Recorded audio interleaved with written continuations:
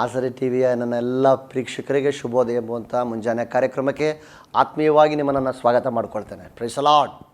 ದೇವರ ಕೃಪೆಯಿಂದ ನೀವೆಲ್ಲರೂ ಆರೋಗ್ಯವಾಗಿದ್ದೀರಿ ಎಂಬುದಾಗಿ ನಂಬ್ತೇನೆ. ನಿಮ್ಮನ್ನು ನೋಡುವುದೇ ಬಹಳ ಸಂತೋಷ. ಕರ್ತನು ಮತ್ತೊಂದು ದಿವಸ ನಮಗೋಸ್ಕರ ಕೊಟ್ಟಿದ್ದಾನೆ. ಸ್ತೋತ್ರ. ಆತನ ನಾಮಕ್ಕೆ ಸ್ತೋತ್ರವಾಗಲಿ. ನಮಗಿಂತ ಎಷ್ಟೋ ಜ್ಞಾನಿಗಳು, ಆರೋಗ್ಯವಂತರು, ಐಶ್ವರ್ಯವಂತರು ಕಳೆದ ರಾತ್ರಿ ಮಲಗಿದವರು ಮುಂಜಾನೆ ಕಾಣಲ್ಲದೆ ಲೋಕವನ್ನು ಬಿಟ್ಟು ಪ್ರಯಾಣ ಮಾಡಿದರು.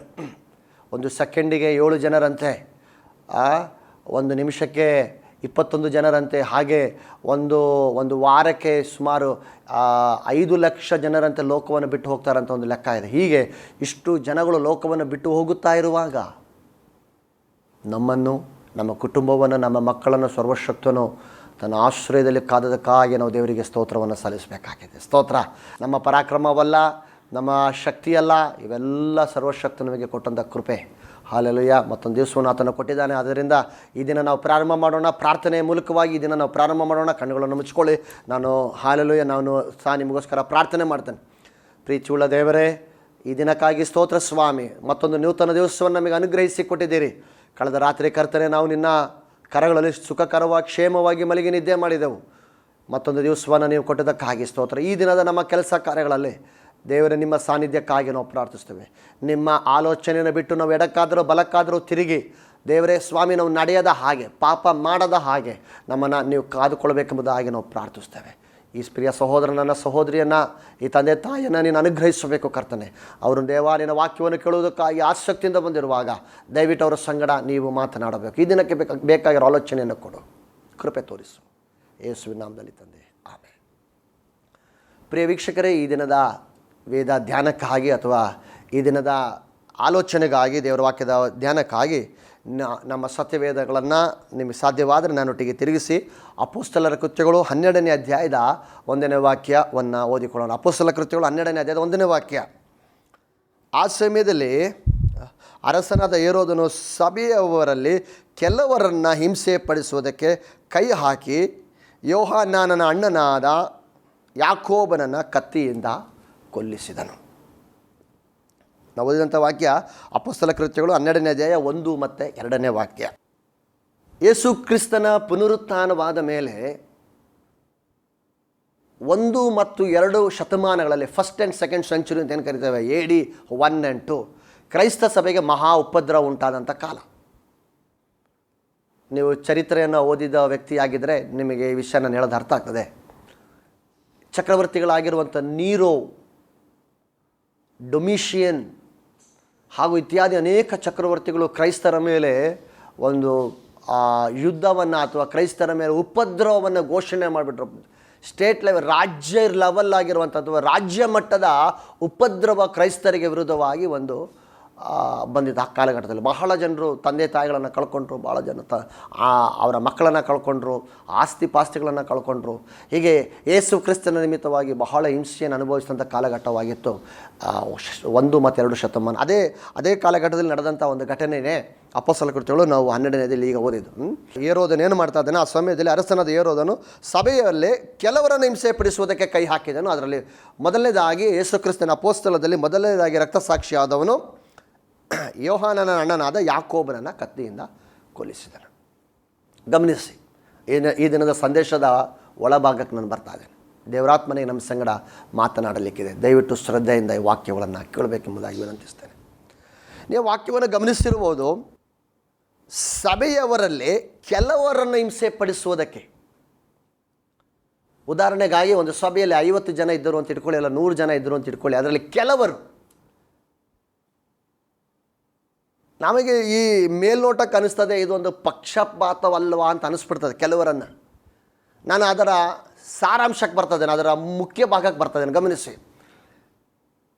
ಸಭೆಯಲ್ಲಿ ಎಲ್ಲರಿಗೂ ಹಿಂಸೆ ಆಗಬೇಕು ಅಂತ ಇಲ್ಲ, ಅಥವಾ ಒಂದು ಕುಟುಂಬದಲ್ಲಿ 5 ಜನ ಅಣ್ಣ ತಮ್ಮಂದರು ಅಥವಾ ಸಹೋದರಿ ಇದ್ದ ಕುಟುಂಬದಲ್ಲಿ ಎಲ್ಲರಿಗೂ ಕೂಡ ಒಂದೇ ರೀತಿ ಹಿಂಸೆ ಬರಬೇಕು ಅಂತ ಇಲ್ಲ. ಒಡ ಹುಟ್ಟಿದವರಾಗಿರಬಹುದು, ಒಂದೇ ತಂದೆ ತಾಯಿಗಳು ಹುಟ್ಟಿದಂಥ ಸಹೋದರ ಸಹೋದರಿಯರೇ ಆಗಿದ್ದರೂ ಕೂಡ ನಿನಗೆ ಬಂದಿರುವ ಕಷ್ಟ ನಿಮ್ಮ ಅಣ್ಣನಿಗೂ ಅಥವಾ ತಂಗಿಗೂ ಅಥವಾ ಮತ್ತೊಬ್ಬರಿಗೆ ಬಾರದೇ ಇರಬಹುದು. ಈ ಶಬ್ದವನ್ನು ಕೇಳುತ್ತಿರುವಂಥ ನನ್ನ ಸಹೋದರನೇ ಅಥವಾ ಸಹೋದರಿಯೇ, ಪ್ರೀತಿಯ ತಂದೆಯೇ, ತಾಯಿಯೇ, ನಿನ್ನ ಮಕ್ಕಳಲ್ಲಿ ಎಲ್ಲರಿಗೂ ಬರದಿರುವಂಥ ಕಷ್ಟ ಒಬ್ಬರಿಗೆ ಮಾತ್ರ ಬಂದಿದ್ದಾರೆ. ನಿನ್ನ ಮನೆಯಲ್ಲಿ ಬೇರೆ ಯಾರಿಗೂ ಬಾರದಿರೋ ಕಷ್ಟ ನಿನಗೆ ಮಾತ್ರ ಬಂದಿದ್ದಾರೆ. ಅದರಲ್ಲಿ ದೈವ ಚಿತ್ತವನ್ನು ನಾವು ತಿಳ್ಕೊಳ್ಬೇಕು. ನಾವೆಲ್ಲರೂ ತಪ್ಪು ಮಾಡುವಂಥ ವಿಚಾರ ದೇವರ ಚಿತ್ತವನ್ನು ತಿಳಿಯುವುದಕ್ಕೆ ಕಾಯುವುದಿಲ್ಲ, ಗುಣಗುಟ್ಟು ಬಿಡ್ತೇವೆ. ಇಲ್ಲಿ ನೋಡೋಣ, ಮತ್ತೆ ವಾಕ್ಯ ಭಾಗಕ್ಕೆ ನಾನು ನಿಮ್ಮ ಬಳಿಯಲ್ಲಿ ಬರ್ತಾ ಇದ್ದೇನೆ. ಆ ಸಮಯದಲ್ಲಿ ಕೆಲವರನ್ನು ಹಿಂಸೆ ಪಡಿಸುವುದಕ್ಕೆ ಅವನು ಆರಿಸಿಕೊಂಡನು. ಅಂದರೆ ಅದರೊಳಗೆ ಕೆಲವರು ಹಿಂಸೆಗೊಳಗಾದರೂ ಇನ್ನು ಕೆಲವರು ಹಿಂಸೆಯಿಂದ ಪಾರಾದರು. ಆಗ ನೀವು ನನಗೆ ಸ್ವಾಭಾವಿಕವಾಗಿ ನೀವು ಕೇಳ್ತಿರೋ ಪ್ರಶ್ನೆ ನನಗೆ ಅರ್ಥ ಆಗ್ತದೆ, ಅದ್ಯಾಕೆ ಸರ್ ಅಥವಾ ಪಾಸ್ಟ್ರೆ ಈ ರೀತಿ ಕೆಲವರನ್ನು ಹಿಂಸೆ ಪಡಿಸಿದನು, ಕೆಲವರನ್ನು ಹಿಂಸೆ ಪಡಿಸಲಿಲ್ಲ? ಇದಕ್ಕೊಂದು ಆತ್ಮಿಕ ಅರ್ಥವಿದೆ. ಈ ಶಬ್ದ ಕೇಳುತ್ತಿರೋ ನನ್ನ ಸಹೋದರನೇ, ನಿನ್ನ ಕುಟುಂಬದಲ್ಲಿ ಯಾರು ಅನುಭವಿಸ್ತಿರೋಂಥ ನೋವು ನೀನು ಅನುಭವಿಸುವ ವ್ಯಕ್ತಿಯಾಗಿದ್ದಾರೆ. ನಿನ್ನ ಮನೆಯಲ್ಲಿ ಯಾರು ಅನುಭವಿಸ್ತಿರುವ ನಷ್ಟಗಳು ನೀನೊಬ್ಬನೇ ಅನುಭವಿಸುವವನಾಗಿದ್ದಾರೆ. ನಿನ್ನ ಸಭೆಯಲ್ಲಿ, ನಿನ್ನ ಸಹ ವಿಶ್ವಾಸಿಗಳಲ್ಲಿ ಅಥವಾ ನಿನ್ನ ಜೊತೆಗಾರರಲ್ಲಿ, ನಿನ್ನ ಸ್ನೇಹಿತರಲ್ಲಿ ಯಾರಿಗೂ ಬಾರದೇ ಇರುವ ನೋವು, ಕಷ್ಟ, ರೋಗ ನಿನಗೆ ಮಾತ್ರ ಬಂದಿದೆಯಾಗಿದ್ದಾರೆ. ಬೇಸರಗೊಳ್ಳಬೇಡಿರಿ. ಬೇರೆ ಯಾರಿಗೂ ಬರದಲ್ಲಿರೋ ಕಷ್ಟ ನಿನಗೊಬ್ಬನಿಗೆ ಬಂದಿದೆಯಾಗಿದ್ದಾರೆ. ಅದರಲ್ಲಿ ದೈವ ಚಿತ್ತ ಇದೆ ಎಂಬುದಾಗಿ ನಾನು ಸ್ಪಷ್ಟವಾಗಿ ಹೇಳ್ತೇನೆ. ಈ ದಿನ ಮುಂಜಾನೆ ಬಹುವೇದನೆಯಿಂದ ಎದ್ದೆಂಡಿರುವ ನನ್ನ ಸಹೋದರನೇ, ವೈದ್ಯರಲ್ಲಿ ಹೋಗಿ ಉಪಶಮನವಿಲ್ಲದೆ, ಬಿಡುಗಡೆ ಇಲ್ಲದೆ ದುಃಖ ಪಡ್ತಿರೋ ನನ್ನ ಪ್ರಿಯ ಸಹೋದರಿಯೇ, ವೈದ್ಯರ ಹತ್ರ ಹೋಗಿ ಹಣ ಹಾಕಿದಲ್ಲದೆ ಉಪಯೋಗವಿಲ್ಲದೆ ಸುಸ್ತಾಗಿರುವಂಥ, ಬೇಜಾರಾಗಿರುವ ನನ್ನ ಪ್ರಿಯ ಸಹೋದರನೇ,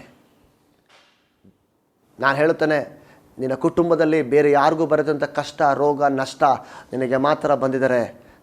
ನೀನು ಭಾಗ್ಯವಂತನು, ನಿನ್ನಷ್ಟು ಭಾಗ್ಯವಂತನು ಇಲ್ಲ.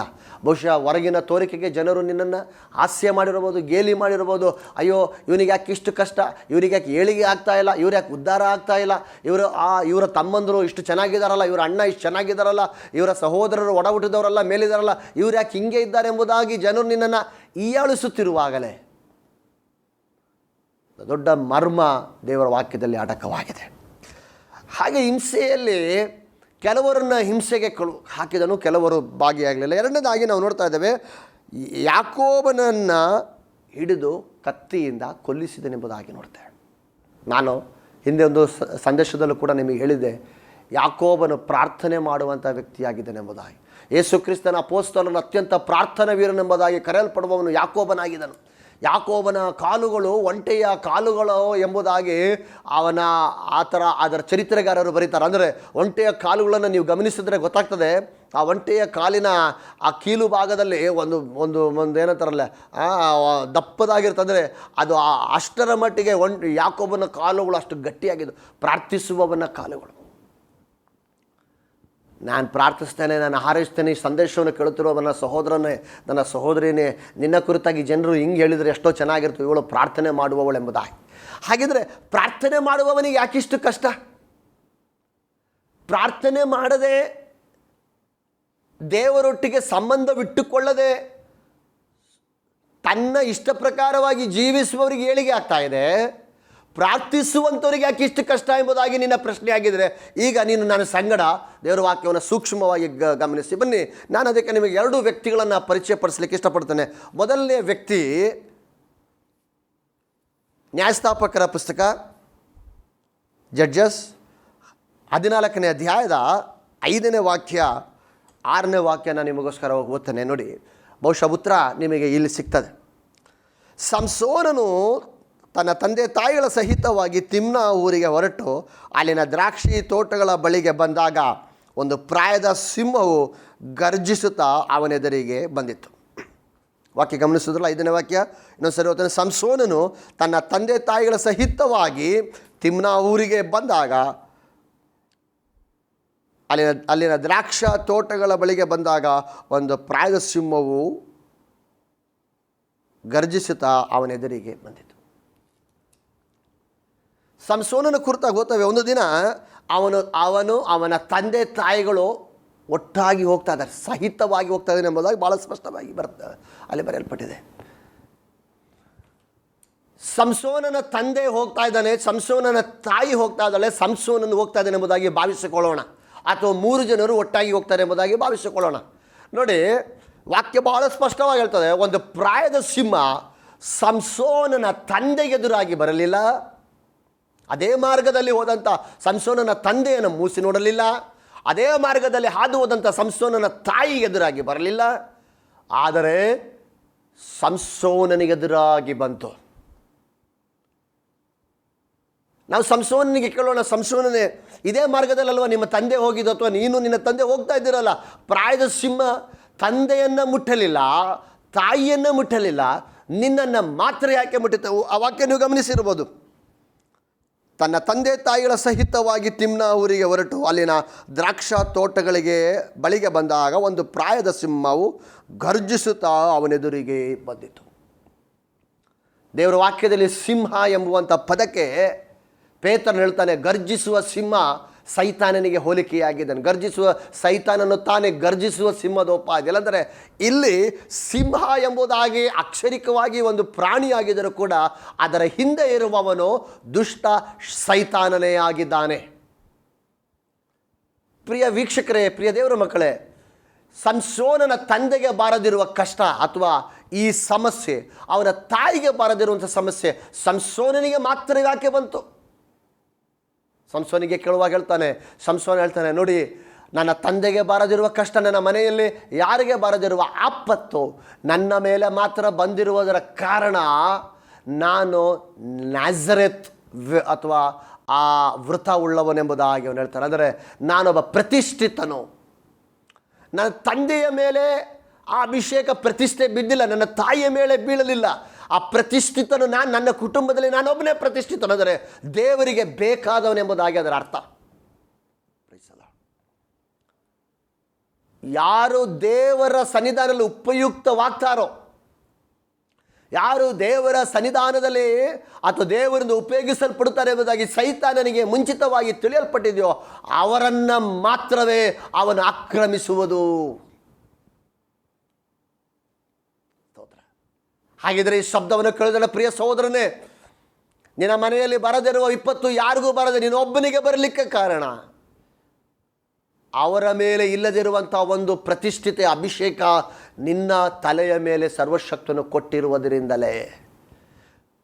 ಸಿಂಹ ಕೇಳಿ, ನೀವು ಒಂದು ವೇಳೆ ನಾವು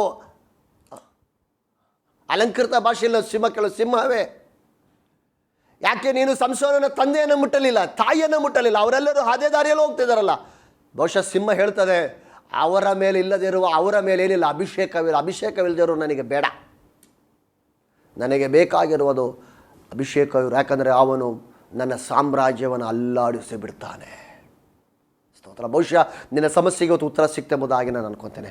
ಯಾಕೆ ಯಾಕೋಬನಿಗೆ ಮಾತ್ರ ಇಷ್ಟು ಕಷ್ಟ? ಅವನು ಪ್ರಾರ್ಥಿಸುವಂಥ ವ್ಯಕ್ತಿಯಾಗಿದ್ದನು, ಅವನು ಆರಾಧಿಸುವಂಥ ವ್ಯಕ್ತಿಯಾಗಿದ್ದನು.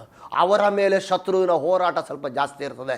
ಹಾಗಿದ್ರೆ ನಿನ್ನ ಸ್ನೇಹಿತರಿಗೆ ಬರದಿರುವಂಥ ಕಷ್ಟ, ನಿನ್ನ ಸಭೆಯಲ್ಲಿ ಮತ್ತೆ ಯಾರಿಗೂ ಬರದಿರುವಂಥ ಕಷ್ಟ, ನಿನ್ನ ಕುಟುಂಬದೊಳಗೆ ಯಾರಿಗೂ ಬರದಿರುವಂಥ ಕಷ್ಟಗಳು, ಸಾಲಗಳು, ಹೊರೆಗಳು ನಿನ್ನನ್ನು ಮಾತ್ರ ಆಕ್ರಮಿಸಿಯಾಗಿದ್ದಾರೆ.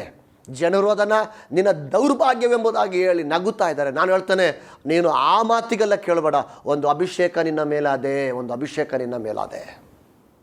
ಎರಡನೇ ವ್ಯಕ್ತಿ ನಾನು ನಿಮಗೆ ಪರಿಚಯಪಡಿಸುವಂಥ ವ್ಯಕ್ತಿ 1 ಸಮುವೇಲ ಅದರ 16ನೇ ಅಧ್ಯಾಯ ಮತ್ತು 17ನೇ ಅಧ್ಯಾಯಗಳನ್ನು ನೀವು ಓದುವಾಗ 16ನೇ ಅಧ್ಯಾಯಕ್ಕೆ ಬರುವಾಗ ಅಲ್ಲಿ ದಾವೀದನನ್ನು ಸಮುವೇಲನು ಅಭಿಷೇಕ ಮಾಡಿದ್ದನ್ನು ನಾವು ಓದ್ತೇವೆ. ಅದರಲ್ಲಿ ಒಂದು ವಾಕ್ಯವನ್ನು ನಾನು ನಿಮ್ಮ ಮಧ್ಯದಲ್ಲಿ ಅಥವಾ ನಿಮಗೋಸ್ಕರ ಓದಲು ನಾನು ಬಯಸ್ತೇನೆ. 1 ಸಮುವೇಲ 16ನೇ ಅಧ್ಯಾಯದ 11ನೇ ವಾಕ್ಯ. ಅನಂತರ ಸಮುವೇಲನು ಇಷಯನನು, ನಿನ್ನ ಮಕ್ಕಳಲ್ಲಿ ಇಷ್ಟೇ ಮಂದಿಯೋ ಎಂದು ಕೇಳಲು ಅವನು, ಇವರೆಲ್ಲರಿಗಿಂತ ಚಿಕ್ಕವನೊಬ್ಬನಿದ್ದಾನೆ, ಅವನು ಕುರಿ ಮೇಯಿಸುವುದಕ್ಕೆ ಹೋಗಿದ್ದಾನೆ ಎಂದು ಉತ್ತರ ಕೊಟ್ಟನು. ಇದು ದಾವೀದನ ಕುಟುಂಬ. ಇವರ ಮನೆಯಲ್ಲಿ ಒಟ್ಟು 8 ಜನರಿದ್ದಾರೆ. ಆದರೆ ಈಗ ನೀವು 17ನೇ ಅಧ್ಯಾಯಕ್ಕೆ ಬನ್ನಿ. 17ನೇ ಅಧ್ಯಾಯದಲ್ಲಿ ನಾನು ನಿಮಗೋಸ್ಕರ ಒಂದು ವಾಕ್ಯವನ್ನು ಓದ್ತೇನೆ. ಅದರ 34ನೇ ವಾಕ್ಯ. ಆಗ ದಾವೀದನು, ಈಗ ಇವನು ಸೌಲನಿಗೆ ಹೇಳ್ತಾ ಇದ್ದಾನೆ, ದಾವೀದನು ಸೌಲನಿಗೆ ಹೇಳುವಂಥ ಮಾತು. ಆಗ ದಾವೀದನು ಸೌಲನಿಗೆ, ನಿನ್ನ ಸೇವಕನಾದ ನಾನು ನನ್ನ ತಂದೆಯ ಕುರಿಗಳನ್ನು ಕಾಯುತ್ತಿದ್ದಾಗ ಸಿಂಹ ಕರಡಿಯಾಗಲಿ ಬಂದು ಹಿಂಡಿನಲ್ಲಿ ಕುರಿ ಮರಿಯನ್ನು ಹಿಡಿದುಕೊಂಡು ಹೋಗಲು ನಾನು ಒಡನೆ ಅವುಗಳನ್ನು ಬೆನ್ನಟ್ಟಿ ಹೊಡೆದು ಕುರಿಮರಿಯನ್ನು ಕಿತ್ತುಕೊಳ್ಳುತ್ತಿದ್ದೇನೋ. ದಾವೀದನ ಕುಟುಂಬದಲ್ಲಿ ಅವನಿಗಿಂತ ಬಲಿಷ್ಠರಾದ 7 ಜನ ಸಹೋದರರಿದ್ದಾರೆ. ಆದರೆ ಎಂದೂ ಒಂದು ಸಿಂಹ ಅವನ ಅಣ್ಣಂದರಿಗೆ ವಿರುದ್ಧವಾಗಿ ಬರಲಿಲ್ಲ. ದಾವೀದನಿಗೆ ವಿರುದ್ಧವಾಗಿ ಮಾತ್ರ ಬಂತು. ದಾವೀದನು ಹೇಳ್ತಾನೆ, ಕಾರಣ ನನ್ನ ಮೇಲೆ ಒಂದು ಅಭಿಷೇಕ ಇದೆ. ಪ್ರಿಯ ದೇವರ ಮಕ್ಕಳೇ, ವಾಪಸ್ಸು ನಾವು ಪ್ರಾರಂಭದಲ್ಲಿ ಓದಿದಂಥ ವಾಕ್ಯದ ಬಳಿಗೆ ನಾನು ನಿಮ್ಮನ್ನು ಕರೆತರಲು ಇಷ್ಟ. ಹಾಗಿದ್ರೆ ಯಾಕೆ ಕೆಲವರನ್ನು ಮಾತ್ರ ಸಭೆಯಲ್ಲಿ ಹಿಂಸೆಗೊಳಗಾಗಿತ್ತು, ಅಥವಾ ಒಂದು ಮನೆಯಲ್ಲಿ ಕೆಲವರು ಮಾತ್ರ ಯಾಕೆ ಯಾವಾಗಲೂ ಕಷ್ಟದಲ್ಲಿ ಬೀಳ್ತಾರೆ? ಕಾರಣ ಮತ್ತೊಬ್ಬರ ಮೇಲೆ ಇಲ್ಲದರ ಅಭಿಷೇಕ ಅವರ ಮೇಲೆ ನೆಲೆ ನಿಂತಿರುತ್ತೆ. ಆದ್ದರಿಂದ ಯಾರಾದರೂ ನಿನ್ನ ಕುಟುಂಬದಲ್ಲಿ ರೋಗಿಗಳಾಗಿ ಕಷ್ಟಪಡುತ್ತಿದ್ದರೆ ನೀನು ಅವರನ್ನು ನೋಡಿ ಹೀಯಾಳಿಸದೆ ಅವರ ಮೇಲಿರುವ ಅಭಿಷೇಕಕ್ಕೆ ಗೌರವಿಸಬೇಕು. ಒಂದು ವೇಳೆ ಆ ವ್ಯಕ್ತಿ ನೀನೇ ಆಗಿದ್ದರೆ, ಕುಟುಂಬದಲ್ಲಿ ಯಾರಿಗೂ ಬರದೇ ಇರುವಂಥ ಕಷ್ಟಗಳು, ಕಂಪನಿಯಲ್ಲಿ ಯಾರಿಗೆ ಬರದೇ ಇರುವಂಥ ನೋವುಗಳು ನಿನ್ನ ಒಬ್ಬನಿಗೆ ಬಂದಿದೆ, ಅವರ ಮೇಲೆ ಇಲ್ಲದೇ ಇರುವಂಥ ಅಭಿಷೇಕ ನಿನ್ನ ಮೇಲಿದೆ ಸಹೋದರನೇ. ಧೈರ್ಯವಾಗಿರು, ದೇವರು ನಿನ್ನನ್ನು ಆರಿಸಿಕೊಂಡಿದ್ದಾನೆ. ನಾನು ನಿನಗೋಸ್ಕರ ಪ್ರಾರ್ಥನೆ ಮಾಡ್ತೇನೆ. ಕಣ್ಣುಗಳನ್ನು ಮುಚ್ಕೊಳ್ಳೋಣ. ನಾನು ನಿಮಗೋಸ್ಕರ ಪ್ರಾರ್ಥನೆ ಮಾಡಲು ಬಯಸ್ತೇನೆ. ಪ್ರೀತಿಯುಳ್ಳ ದೇವರೇ, ಈ ಸಂದೇಶವನ್ನು ಕೇಳುತ್ತಿರುವಂಥ ನನ್ನ ಸಹೋದರಿಗಾಗಿ ನಾನು ಪ್ರಾರ್ಥಿಸ್ತೇನೆ. ಈ ಪ್ರಿಯ ತಂದೆಗಾಗಿ, ನನ್ನ ತಾಯಿಗಾಗಿ ಪ್ರಾರ್ಥಿಸ್ತೇನಪ್ಪ. ಅಭಿಷೇಕದ ನಿಮಿತ್ತವಾಗಿ ಬಹಳ ಹಿಂಸೆಯಲ್ಲಿ ನಮ್ಮ ಮಕ್ಕಳು ಹಾದು ಹೋಗುತ್ತಾ ಇದ್ದಾರೆ. ಯೇಸು ಕ್ರಿಸ್ತನ ನಾಮದಲ್ಲೇ ಈ ಮುಂಜಾನೆ ನಾನು ಆಶೀರ್ವದಿಸಿ ಪ್ರಾರ್ಥಿಸ್ತೇನೆ. ಅವರ ಮೇಲಿರುವ ಆ ಶತ್ರುವಿನ ನೋಟ ನೀಗಿ ಹೋಗಲಿ. ಈ ದಿನದ ಕೆಲಸಕ್ಕೆ ಅವರು ಅನುಗ್ರಹಿಸು, ಅವ್ರ ಕೈ ಇಡುವ ಕೆಲಸಗಳನ್ನು ಅನುಗ್ರಹಿಸು, ಸಫಲವಾಗಲೆಂಬುದಾಗಿ ಪ್ರಾರ್ಥಿಸ್ತೇನೆ. ಅನುಗ್ರಹಿಸಿ ಪ್ರಾರ್ಥಿಸ್ತೇನೆ. ಸೈತಾನನ ದೃಷ್ಟಿ ಅವರ ಮೇಲೆ ಬೀಳದ ಹಾಗೆ ನಿನ್ನ ಮಕ್ಕಳನ್ನು ನೀನು ಕಾಯಿಸುವ ಕೃಪೆ ತೋರಿಸು. ಯೇಸು ಕ್ರಿಸ್ತನ ನಾಮದಲ್ಲಿ ತಂದೆ, ಆಮೇನ್ ಆಮೇನ್. ಪ್ರಿಯ ದೇವರ ಮಕ್ಕಳೇ, ಈ ದಿನದ ನಿಮ್ಮೆಲ್ಲ ಕೆಲಸ ಕಾರ್ಯಗಳಲ್ಲಿ ಸರ್ವಶಕ್ತನಾಗಿರೋ ದೇವರು ನಿಮ್ಮನ್ನು ಹೇರಳವಾಗಿ ಅನುಗ್ರಹಿಸಲೆಂಬುದಾಗಿ ಹಾರೈಸ್ತಾ ನನ್ನ ಮಾತುಗಳನ್ನು ಮುಗಿಸ್ತೇನೆ. God bless you.